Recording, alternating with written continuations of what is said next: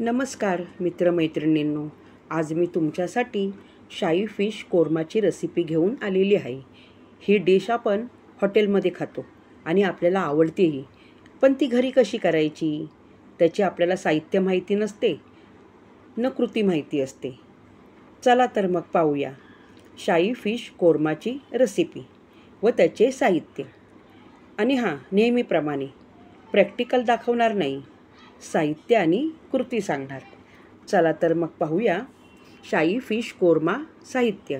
1 वाटी कांदा किसून घेतलेला, 2 1.5 इंच आले किसून घेतलेले, 3 टेबलस्पून लाल मिरची पावडर, 4 1 टेबलस्पून हळदीची पावडर, 5 1 टेबलस्पून गरम मसाला, 6 1 टेबलस्पून शाही जिरे, 7 मीठ चवीनुसार, 8 1 बाउल आंबट गोड दही, 9 1 वाटी तेल तळण्यासाठी, 10 2 टेबलस्पून साजूक तूप, 11 1 बाउल ताजे क्रीम, 12 4 मोठे पॉपलेट किंवा हलवा।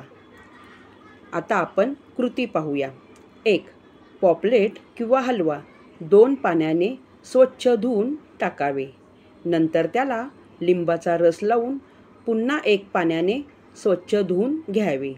नंतर पॉपलेटला किंवा हलव्याला 10 मिनिटे हळद व मीठ लावून चोळून ठेवावे।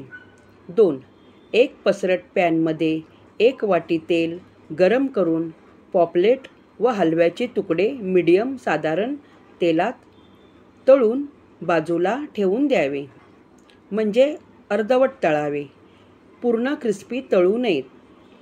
3 पॅनमध्ये शिल्लक राहिलेल्या तेलात शाही जिऱ्याची फोडणी देऊन 1 वाटी किसलेला कांदा घालून गुलाबी रंग होईपर्यंत परतावे।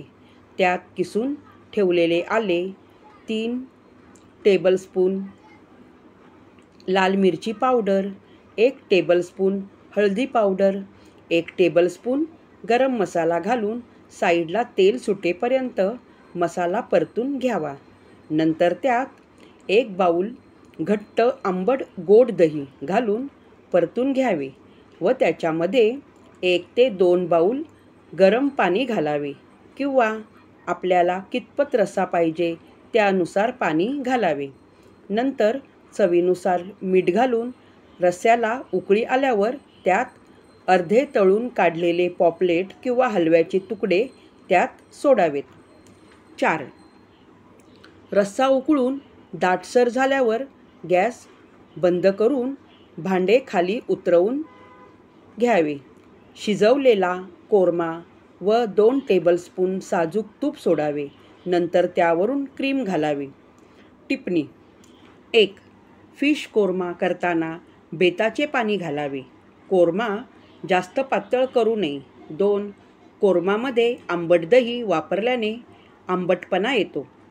तुम्हाला दही आवडत नसेल किंवा दही टाकायचे नसेल तर 2 मोठे टोमॅटो किंवा छोटे असतील तर 3 टोमॅटो पाण्यामध्ये उकळून घ्यावे, नंतर थंड झाल्यावर त्याची साले काढून मिक्सरमधून पेस्ट करून घ्यावी। दहीच्या ऐवजी टोमॅटो पेस्ट घालावी, त्यामुळे रस्साही दाटसर होतो व चवही छान लागते।